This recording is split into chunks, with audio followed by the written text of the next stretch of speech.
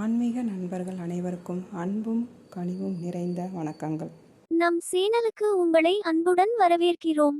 இன்று நாம் தெரிந்து கொள்ளப் போவது என்ன இன்னு பார்த்தோனா திருக்கடையூர் தலத்தில் அருள்பாலிக்கும் விநாயக பெருமானின் மகிமை, அவருடைய அருள், அந்த தலத்தின் சிறப்பு மற்றும் ஏன் இந்த விநாயகரை முதலில் தரிசிக்க வேண்டும் என்பதை குறித்து இந்த வீடியோவை முழுமையாக பாருங்கள்.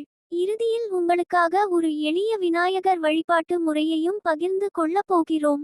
வாங்க வீடியோக்குள்ள போகலாம்.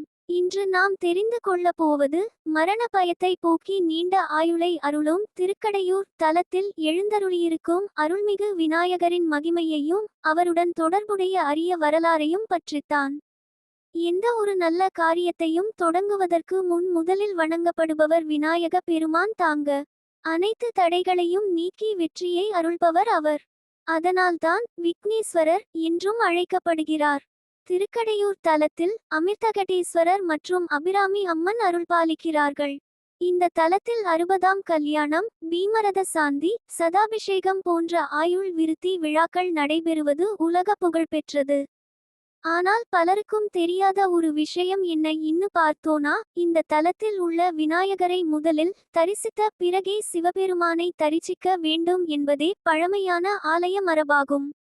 புராணங்களின்படி தேவர்கள் பாற்கடலை கடைந்து அமிர்தத்தை பெற்றபோது அந்த அமிர்த கலசத்தை பாதுகாப்பாக வைக்க வேண்டிய இடத்தை தேடினர்.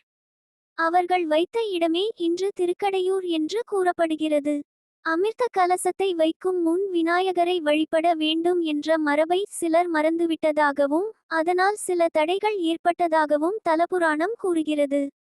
பின்னர் விநாயகரை மனமுருகி வேண்டியபோது அனைத்து தடைகளும் நீங்கி அமிர்த கலசம் பாதுகாப்பாக நிலை பெற்றதாக நம்பப்படுகிறது.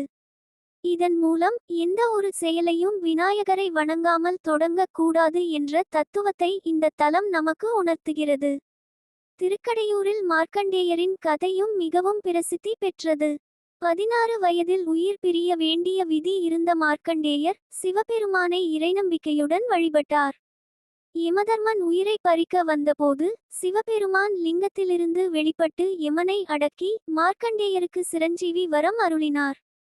இந்த அருள்மிகு நிகழ்வுக்கு முன்பாகவே விநாயகரை வணங்கி தடைகள் அனைத்தும் நீங்க வேண்டும் என்ற ஆன்மீக கருத்தையும் பக்தர்கள் நினைவில் கொள்ள வேண்டும் என்று பெரியோர்கள் கூறுகின்றனர். இன்றும் திருக்கடையூருக்கு வரும் பக்தர்கள் முதலில் விநாயகரை தரிசித்து பின்னர் அமிர்தகடேஸ்வரர் மற்றும் அபிராமி அம்மனை வழிபடுகிறார்கள். இதனால் குடும்பத்தில் உள்ள தடைகள் விலகும், கல்வி, தொழில், திருமணம், குழந்தை பேறு, ஆரோக்கியம் மற்றும் ஆயுள் ஆகியவற்றில் இறையருள் கிடைக்கும் என்று நம்பப்படுகிறது. சங்கடஹர சதுர்த்தி நாளில் இந்த விநாயகருக்கு அருகம்புல் மாலை, இருக்கம்பு மாலை, கொழுக்கட்டை, மோதகம் போன்றவற்றை சமர்ப்பித்து மனமுருகி வழிபட்டால் வாழ்க்கையில் உள்ள பல தடைகள் நீங்கும் என்பது பக்தர்களின் அனுபவ நம்பிக்கையாக உள்ளது. அன்பான பக்தர்களே, விநாயகரை நம்பிக்கையுடன் வழிபடும் ஒருவரின் வாழ்க்கையில் தடைகள் கரைந்து நல்ல தொடக்கங்களும் வெற்றிகளும் உருவாகும் என்று நம் முன்னோர்கள் கூறியுள்ளனர். இந்த அரிய தகவல் உங்களுக்கு பயனுள்ளதாக இருந்தால் இந்த வீடியோவை உங்கள் நண்பர்கள் மற்றும் உறவினர்களுடன் பகிருங்கள். இறைவனின் அருள் அனைவருக்கும் கிடைக்கட்டும். ஓம் ஸ்ரீ கணேசாய நம. ஓம் நமசிவாய. இந்த வீடியோ உங்களுக்கு பயனுள்ளதாக இருந்தால் வீடியோவை லைக் பண்ணுங்கள், ஷேர் பண்ணுங்கள், சேனலை சப்ஸ்கிரைப் பண்ணுங்கள். நன்றி, வணக்கம்.